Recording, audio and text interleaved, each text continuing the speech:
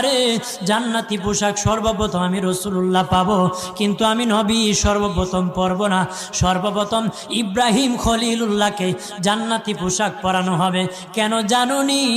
ইব্রাহিম নবীকে নমরুদের আগুনে যখন ফেলে দেওয়া হয়েছিল, দুনিয়ার সব ছেড়ে দিয়েছিল, বাড়ি ছেড়ে দিয়েছিল, সম্পদ ছেড়ে দিয়েছিল, মা বাবা ছেড়ে দিয়েছিল, এমনকি গায়ের জামা যখন খুলে নে ইব্রাহিম কয়েক কাপড় ছেড়ে দিতে পারি, আমার আসমানের মালিককে ছেড়ে দিতে পারি না। ওই দিন আল্লাহ ইব্রাহিমের সাথে অঙ্গীকার করেছিল, ইব্রাহিম আজকে তোমাকে সকলের সামনে উলঙ্গ করে লজ্জায় ফেলে দিয়েছি ইব্রাহিম, তারপরে তুমি আমাকে ছাড়ো নাই।